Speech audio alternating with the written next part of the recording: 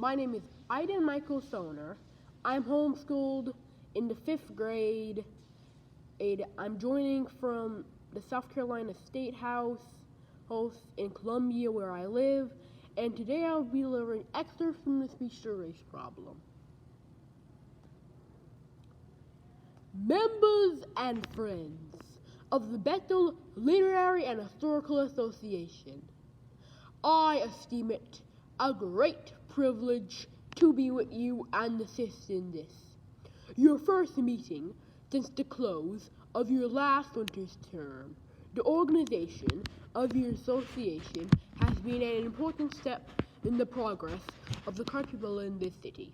It is an institution well fitted to improve the minds and elevate the sentiments of not only its members, but the general public. Nowhere else outside the courts of law and Congress of the United States have I heard vital public questions more seriously discussed.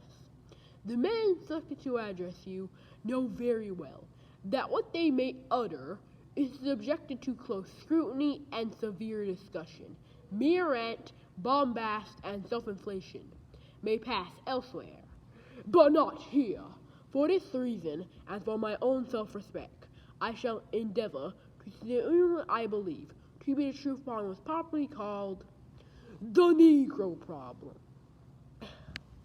It has been well said that in an important sense words of things, especially such when employed to express the popular sentiment concerning the Negro. To couple his name with anything in this world seems to damage it and damage him likewise.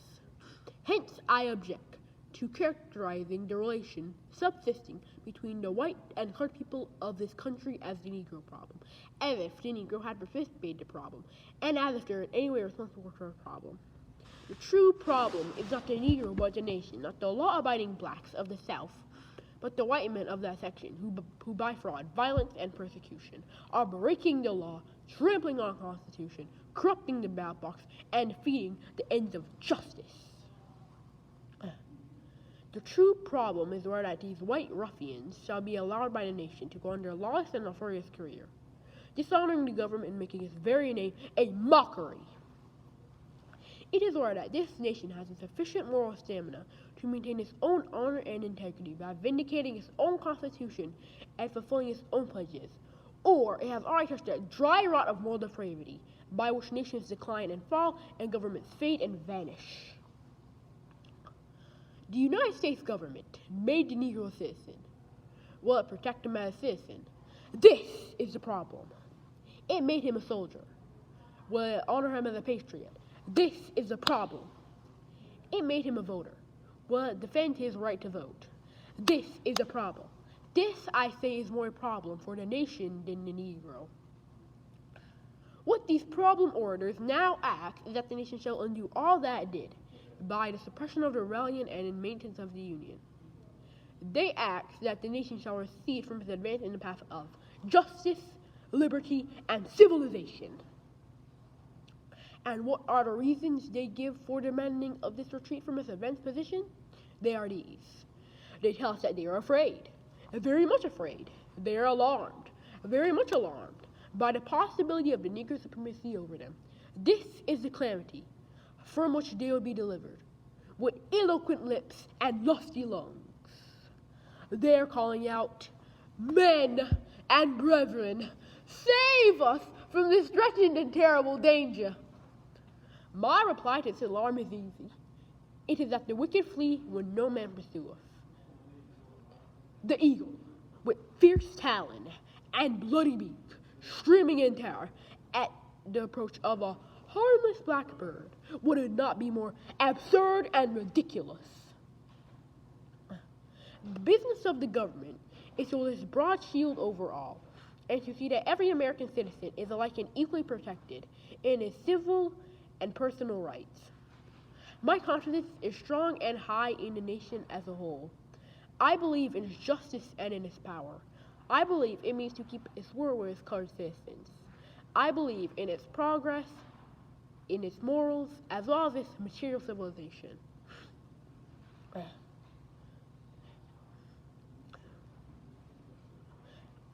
I have seen dark hours in my life, and I have seen the darkness gradually disappear and the light gradually increase.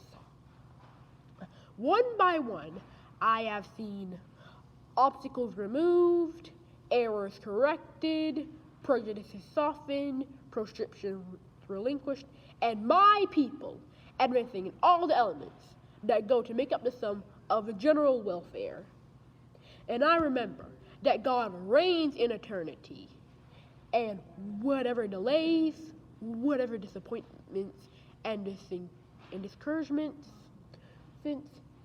may come, truth, justice, liberty, and humanity will ultimately prevail.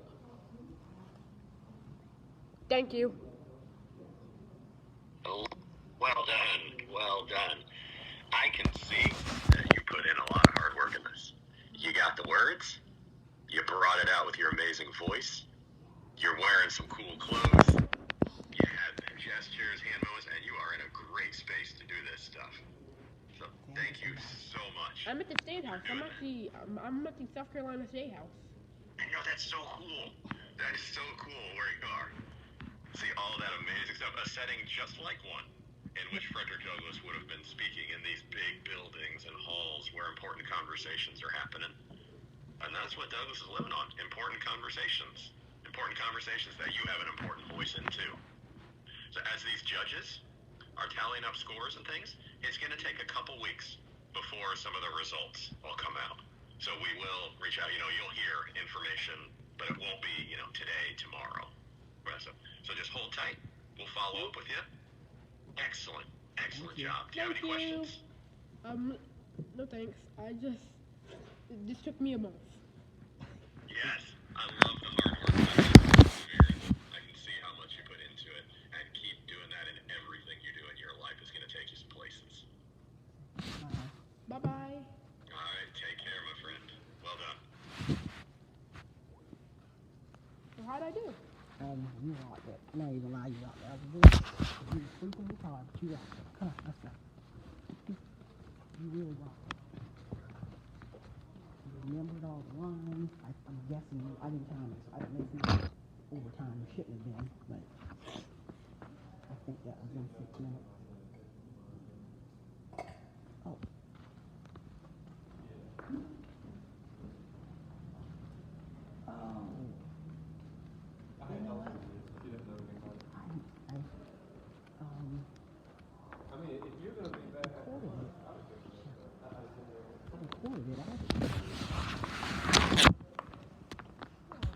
No, it kept going, but